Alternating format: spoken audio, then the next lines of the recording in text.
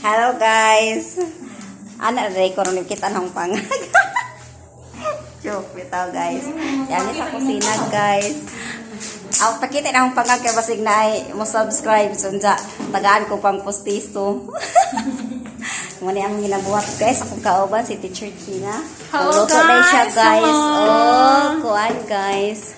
Iyang gikumutan ang kapayas guys para sa hinalang. So, mo ni guys, maghinalang ni karon og tulo ka buok nga manok guys para sa mga young people ilaning panihapon guys.